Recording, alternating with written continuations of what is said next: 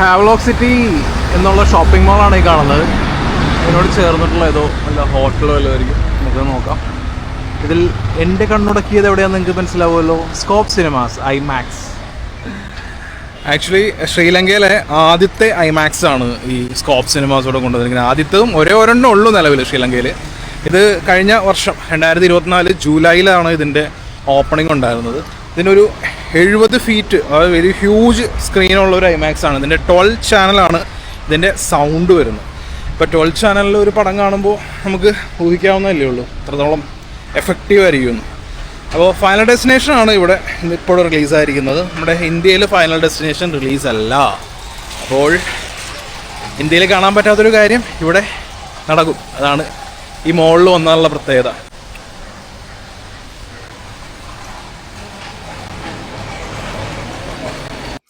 കൊച്ചിയിലുള്ള Oberon മോളിൻ്റെയൊക്കെ അത്ര വലിപ്പമുള്ള അങ്ങനെ ഒരു മാളാണ് ഈ ഹാവ്ലോക്ക് സിറ്റി മാൾ. ഈ ഷോപ്പിംഗ് മാളിൻ്റെ ഏറ്റവും ടോപ്പ് ഫ്ലോറിലായിട്ടാണ് ഈ ഐമാക്സ് ഉള്ളത്, സ്കോപ്പ് സിനിമാസിൻ്റെ. You are just a step away from Sri Lanka's first IMAX experience. എസ്കലേറ്ററൊക്കെ കയറി മുകളിൽ കയറുമ്പോൾ തന്നെ നമുക്ക് തണ്ടർ ബോൾസിൻ്റെ ഒക്കെ ഹോർഡിങ്സ് ഒക്കെ വെച്ചിരിക്കുന്നത് കാണാം. അപ്പോൾ ഐമാക്സിൻ്റെ സ്ക്രീൻ 1 ആണ് ഇവിടുത്തെ ഐമാക്സ്. അപ്പോൾ ടിക്കറ്റ് എടുക്കാൻ വേണ്ടി കയറി. ടിക്കറ്റ് എന്ന് പറയുന്നത് നമ്മുടെ നാട്ടിലെ 1000 രൂപ കറക്റ്റ് വരും. കാരണം 3500 ലങ്കൻ റുപ്പീസാണ് ഇതിൻ്റെ ടിക്കറ്റ് വരുന്നത്. പിന്നെ ഇവിടെ ഫൈനൽ ഡെസ്റ്റിനേഷൻ്റെ പ്രിവ്യൂ ഉണ്ടായിരുന്നു 9-ാം തീയതി. അപ്പോൾ അതിൻ്റേതാണ് ഈ കാണുന്നതെല്ലാം. ആ മുകളിൽ നിന്ന് സ്കൈ വ്യൂ എന്നുള്ളൊരു ബിൽഡിംഗ് ഉണ്ട്, താഴേക്ക് വീഴുന്ന പോലെ. പടം കണ്ടവർക്ക് മനസ്സിലാവും. അതിൻ്റെ പോലുള്ള ഒരു ഹോർഡിങ്സും കാര്യങ്ങളൊക്കെ വെച്ചിട്ടുണ്ട് ഇവിടെ. അപ്പോൾ ഇവിടെ പ്രിവ്യൂ നടന്നിരുന്നു. നമ്മുടെ ഇന്ത്യയിൽ പ്രിവ്യൂ നടന്നില്ല. അതെനിക്ക് മനസ്സിലാവാത്തത്. കാരണം ഇന്ത്യ പോലും വലിയൊരു സ്ഥലത്ത് ഇതിൻ്റെ പ്രിവ്യൂ നടന്നില്ല. അപ്പോൾ അങ്ങനെ കറക്റ്റ് സമയമാകുമ്പോഴാണ് ഇവിടെ 11:30 ആയിരുന്നു ഷോ. അപ്പോൾ 11:30 ആകുമ്പോൾ കറക്റ്റ് സമയമാകുമ്പോഴാണ് ഇവർ അതിൻ്റെ അകത്തേക്ക് കയറ്റുന്നത്. അപ്പോൾ ലൈറ്റ്സും കാര്യങ്ങളൊക്കെ കുറവായിരുന്നു കയറുമ്പോൾ. വലിയൊരു ഓഡിറ്റോറിയമാണ് ആക്ച്വലി. പിന്നെ സ്ക്രീൻ സൈസ് എന്ന് പറയുന്നത് ഒരു ഹ്യൂജ് സ്ക്രീനാണ്. ഏറ്റവും താഴെ നിന്ന് മുകളിലേക്ക് നോക്കുമ്പോൾ ഇതാണ് കാണാൻ പറ്റുന്നത്. അപ്പോൾ അത്രയും നല്ല ഹ്യൂജ് സ്ക്രീനാണ്. അപ്പോൾ ഐമാക്സിൻ്റെ കുറച്ച് ട്രaiലേഴ്സും കാര്യങ്ങളൊക്കെ ഉണ്ടായിരുന്നു. അതിൽ എനിക്ക് ഇഷ്ടപ്പെട്ടതെന്ന് പറഞ്ഞാൽ F1 കുറച്ച് ഗ്ലിംസ് കാണിച്ചു. എൻ്റെ പൊന്നോ, ഫുൾ സ്ക്രീനിലാണ് ഈ പടം വരുന്നത്. F1 എന്ന് പറഞ്ഞ പടം ഐമാക്സിലൊരു ഗംഭീര വിഷ്വൽ ട്രീറ്റ് ആയിരിക്കും ഉറപ്പായിട്ടും. പിന്നെ ഐമാക്സിൻ്റെ ആ ഒരു കൗണ്ട് ഡൗൺ നിങ്ങൾക്ക് ഇപ്പോൾ ഞാനിത് ഷൂട്ട് ചെയ്തിരിക്കുന്ന ഐഫോണിലാണ്. ഇപ്പോൾ 70 ഫീറ്റുള്ള ഒരു സ്ക്രീനിൽ നിങ്ങൾക്ക് അതിൻ്റെ ഒരു ക്ലാരിറ്റി എത്രത്തോളം ഈ വീഡിയോയിലൂടെ മനസ്സിലാവുമെന്ന് എനിക്കറിയില്ല. പക്ഷേ ഒരു കിഡിലൻ എക്സ്പീരിയൻസ് ആയിരുന്നു. അത് പറയാതെ വയ്യ. ഐമാക്സിൻ്റെ നമ്മളൊരു സിനിമയുടെ മാക്സിമം ഇമേഴ്സീവ് എക്സ്പീരിയൻസ് ഒക്കെ കിട്ടണമെന്നുണ്ടെങ്കിൽ അത് ഐമാക്സിൽ തന്നെ കാണണം. പടം തീർന്നപ്പോൾ ലൈറ്റ് ഇട്ടപ്പോഴാണ് ഞാൻ ഈ കാണുന്ന ഈ ക്ലിപ്പ് എടുത്തത്. സ്ക്രീനിൻ്റെ വലിപ്പം അറിയാൻ വേണ്ടിയിട്ട് ഏറ്റവും താഴെ പോയി നിന്നിട്ട് മുകളിലേക്ക് നോക്കുമ്പോൾ വേണ്ട ഇങ്ങനെ ഇരിക്കും സ്ക്രീൻ. ശരിക്കും പറഞ്ഞ് ഇത് ഇത്രയും വലിയ ഒരു സ്ക്രീൻ 12 ചാനലോടുകൂടി ഐമാക്സ് വിത്ത് ലേസർ, അതാണ് കൊച്ചിയിൽ അല്ലെങ്കിൽ കേരളത്തിൽ വേണ്ടത്. ഫൈനൽ ഡെസ്റ്റിനേഷൻ്റെ ഐമാക്സ് വേർഷൻ്റെ എക്സ്പീരിയൻസ് ആണ് ഞാൻ പറയാൻ പോകുന്നത്. ഇത് ഇന്ത്യയിൽ ഐമാക്സ് വേർഷൻ റിലീസായിട്ടുണ്ടായിരുന്നില്ല. അതിന് കാരണം മിഷൻ ഇമ്പോസിബിൾ ഒരാഴ്ച നേരത്തെ ഇവിടെ റിലീസാവുന്നുണ്ടായിരുന്നു. അപ്പോൾ ഇവിടെ കൊളംബോയിൽ ഇത് ഐമാക്സ് വേർഷൻ റിലീസാവുന്നുണ്ട്. ഇവിടെ കൊളംബോയിലെ ഐമാക്സ് കഴിഞ്ഞ വർഷം ജൂണിലെന്തോ ആണ് അതിൻ്റെ ഓപ്പണിംഗ് നടന്നത്. സ്കോപ്പ് സിനിമാസ് എന്ന് പറഞ്ഞ ടീമാണ് ഇവിടെ ഐമാക്സ് കൊണ്ടുവരിക്കുന്നത്. ഒരു 70 ഫീറ്റൊക്കെയുള്ള വലിയ ഹ്യൂജ് ആയിട്ടുള്ള ഒരു സ്ക്രീൻ, പിന്നെ 12 ചാനലാണ് അതിൻ്റെ സൗണ്ട് വരുന്നത്. സോ ഒരു ഇമേഴ്സീവ് ആയിട്ടുള്ള എക്സ്പീരിയൻസ് തന്നെയായിരുന്നു ഈ പറയുന്ന ഫൈനൽ ഡെസ്റ്റിനേഷൻ. പിന്നെ ഈ സിനിമയെക്കുറിച്ച് പറയുകയാണെന്നുണ്ടെങ്കിൽ നിങ്ങൾക്കറിയാം, അത് യു കാൺ ചീറ്റ് ഡെത്ത് ആ ഒരു തീമിൽ വരുന്ന എങ്ങനെയൊക്കെയാണെങ്കിലും ഈ ഡെത്ത് എന്നുള്ളത് നമ്മളെ തേടിയെത്തും. ആ ഒരു തീമാണ് സിനിമ വരുന്നത്. ഈ സിനിമയുടെ കാര്യം പറയുകയാണെന്നുണ്ടെങ്കിൽ ഇതിൻ്റെ ഫസ്റ്റ് പാർട്ടും സെക്കൻഡ് പാർട്ടും ഒരു കണ്ടിന്യൂഷൻ ആയിരുന്നു. തേർഡ് എന്ന് പറയുന്ന ഒരു സ്റ്റാൻഡ് അലോൺ ഫിലിമായിരുന്നു. ഇതിൻ്റെ 4th പാർട്ട്, അതായത് ദ ഫൈനൽ ഡെസ്റ്റിനേഷൻ എന്നുള്ള സിനിമയുടെ കണ്ടിന്യൂഷൻ ആയിട്ടാണ് ഇപ്പോൾ വന്നിരിക്കുന്ന ഈ സിനിമ, ബ്ലഡ് ലൈൻസ് എന്ന് പറഞ്ഞ സിനിമ. പിന്നെ ഇതിന് 5th ഇറങ്ങിയിരുന്നു. 5th എന്ന് പറയുന്നത് ഫസ്റ്റ് പാർട്ടിൻ്റെ ഒരു പ്രീക്വലായിട്ട് കാണാം. ആക്ച്വലി ഈ സിനിമകൾ തമ്മിൽ വലിയ അതായത് 1-2 റെഫറൻസുകൾ കാര്യങ്ങളും ഉണ്ടാവും. പിന്നെ എന്താണെന്ന് വെച്ചിട്ടുണ്ടെങ്കിൽ ഇതിൻ്റെ ഒരു പാറ്റേൺസ് ഉണ്ട്.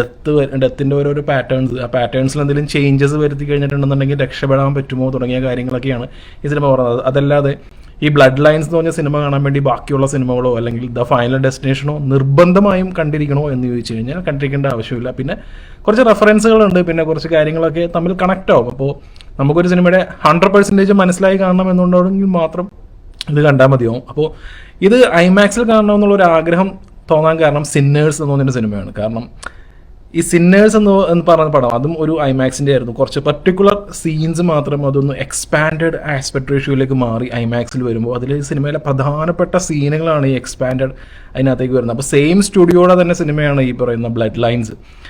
ഇതിനു മുമ്പ് തണ്ടർബോൾട്സും ഞാൻ ഐമാക്സിൽ കണ്ടിരുന്നില്ല. പക്ഷേ Captain America Brave New World, മാർവലും ഇതുപോലെ ഈ ഷോർട്ട് ഇൻ ഐമാക്സ് ക്യാമറാസ് പറഞ്ഞ സിനിമ ഇറക്കിയിരുന്നു. അപ്പോൾ ബ്രേവ് ന്യൂ വേൾഡിൽ ഈ എക്സ്പാൻഡഡ് ആസ്പെക്ട് റേഷ്യോ വരുന്നത് ഒരു ബന്ധമില്ലാത്ത സീനുകളിലാണ്. ഇപ്പോൾ ആ പടത്തിൽ ആകെ പറയാൻ പറ്റുന്ന റെഡ് ഹൾക്കും പിന്നെ ഈ പറയുന്ന ഫാൽക്കൺ എന്ന് ഇനി പറയാൻ പറ്റില്ല, ക്യാപ്റ്റൻ അമേരിക്ക. അപ്പോൾ ഈ ക്യാപ്റ്റൻ അമേരിക്കയും തമ്മിലുള്ള ഒരു ഫൈറ്റ് സീൻ ഉണ്ട്. ആ ഫൈറ്റ് സീനിലാണ് ശരിക്കും പറഞ്ഞാൽ എക്സ്പാൻഡഡ് ആസ്പെക്ട് റേഷ്യോ വന്ന് നമുക്കൊരു ഇമേഴ്സീവ് ആയിട്ടുള്ള എക്സ്പീരിയൻസ് നൽകണം.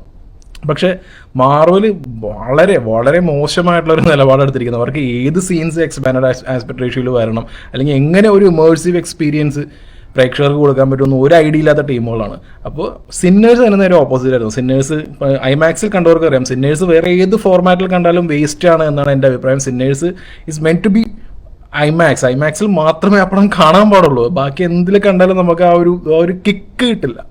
അപ്പോൾ സിന്നേഴ്സിൽ തന്നെ ഈ എക്സ്പാൻഡഡ് റേഷ്യോ വരുന്നതൊക്കെ ഭയങ്കര രസമായിരുന്നു. അപ്പോൾ ആ സെയിം സ്റ്റുഡിയോടെയാണ് ബ്ലഡ് ലൈൻസ്. അതുപോലെ തന്നെ ഈ പടത്തിൻ്റെ കാര്യം പറയുകയാണെന്നുണ്ടെങ്കിൽ ഈ പടത്തിൽ ഡെത്ത് എന്നുള്ളത് ഒബ്വിയസ്ലി നമുക്ക് ഇപ്പോൾ ഒരുപാട് സിനിമകൾ ഇതിപ്പോൾ 6ാമത്തെ പടമായതുകൊണ്ട് തന്നെ നമുക്ക് ഈ ഫോർമാറ്റിൽ ഒരുപാട് ഡെത്തും കാര്യങ്ങളൊക്കെ ഇങ്ങനെ കണ്ട് നമുക്ക് ഇതിനോടൊരു എന്താ പറയുക ഒരു സീരിയസ്നെസ് തോന്നുന്നില്ല എന്നുള്ളതാണ് ഈ പടത്തിൻ്റെ ഒരു പോരായ്മ. പക്ഷേ ഈ ഡെത്ത് സീക്വൻസ്, ഈ ഡെത്ത് പിന്നെ ഈ തുടക്കത്തിൽ തന്നെ കാണിക്കുന്ന ആ വലിയൊരു നല്ല ഹൈറ്റിലുള്ള പോലത്തുള്ള ആ സംഭവങ്ങളൊക്കെ ഇങ്ങനെ ഈ പൊട്ടിത്തെറിയും കാര്യങ്ങളൊക്കെ ഇങ്ങനെ എക്സ്പാൻഡഡ് റേഷ്യോയിൽ വരുമ്പോൾ അത് വർത്താണ്. ആക്ച്വലി നല്ല രീതിയിൽ വർത്തായിട്ടാണ് എനിക്ക് ഫീൽ ചെയ്തത്. പിന്നെ ഇവിടുത്തെ ഐമാക്സിൻ്റെ ടിക്കറ്റ് റേറ്റ് എന്ന് പറയുന്നത് ആക്ച്വലി നമ്മുടെ നാട്ടിലെ 1000 രൂപയുടെ അടുത്ത് വരും. 1000 രൂപയുടെ മുകളിലേക്ക് വന്നാലേ ഉള്ളൂ. ഇവിടെ ഒരു നോർമൽ സിനിമയുടെ ടിക്കറ്റ് റേറ്റ് എന്ന് പറയുന്നത് തന്നെ 400 രൂപയൊക്കെയാണ്.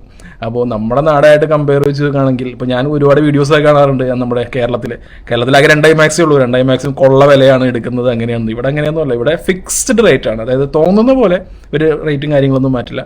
അപ്പോൾ ഈ 1000 രൂപയ്ക്ക് വളരെ വർത്തായിട്ടുള്ള ഒരു എക്സ്പീരിയൻസ് ആയിരുന്നു ഈ പറയുന്ന ഫൈനൽ ഡെസ്റ്റിനേഷൻ ബ്ലഡ് ലൈൻസ് എന്നുള്ളത്. അതിൽ ചില ഡെത്ത് സീക്വൻസ് വരുമ്പോൾ നമുക്ക് ആകെ എനിക്ക് തോന്നുന്നു ഈ പടത്തിലൊരു 30-35 മിനിറ്റോളൊക്കെ ഉള്ളൂ ഈ എക്സ്പാൻഡഡ് ആസ്പെക്ട് റേഷ്യോയിൽ വരുന്നത്. പക്ഷേ പടത്തിൻ്റെ മെയിൻ ഹൈലൈറ്റ്സ് ആയിട്ടുള്ള, നിങ്ങളൊന്ന് ആലോചിച്ച് നോക്കുക, ഒരു പടത്തിൽ മെയിൻ ആയിട്ടുള്ള ഇപ്പോൾ എമ്പുരാൻ എന്നുള്ള സിനിമയിൽ എനിക്ക് പേഴ്സണലി ഇഷ്ടപ്പെടാത്ത സിനിമയായിരുന്നു. പക്ഷേ അത് ജംഗിൾ ഫൈറ്റ് സീക്വൻസും മാത്രമാണ് അതിനകത്ത് എനിക്ക് വർത്തായിട്ടുള്ളത്.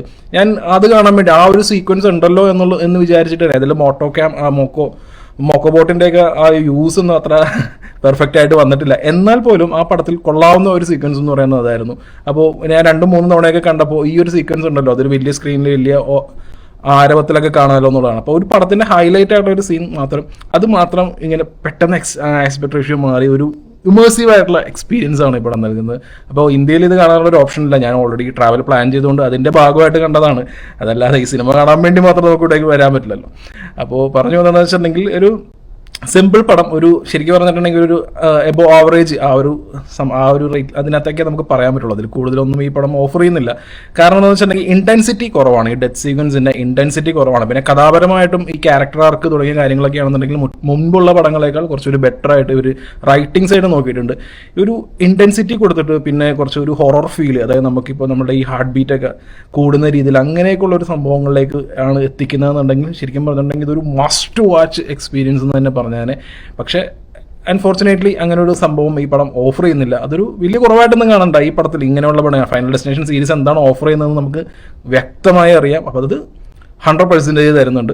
പിന്നെ കുറവ് എന്ന് പറയുന്നത്, അതായത് ഇതൊരു പോരായ്മയായിട്ട് ഫീൽ ചെയ്തൊരു കാര്യമാണ്. അപ്പോൾ അത് നമ്മൾ നോർമൽ സ്ക്രീനിൽ കണ്ടാലും നമുക്ക് ഒരിക്കലും കാശ് നഷ്ടം അല്ലെങ്കിൽ സമയനഷ്ടം അങ്ങനെയൊന്നും ഫീൽ ചെയ്യാത്ത ഒരു സിമ്പിൾ ആൻഡ് എന്താ പറയുക കൊള്ളാം. നമ്മൾ കൊടുക്കുന്ന കാശ് പിന്നെ നമ്മുടെ സമയം അതിനൊക്കെ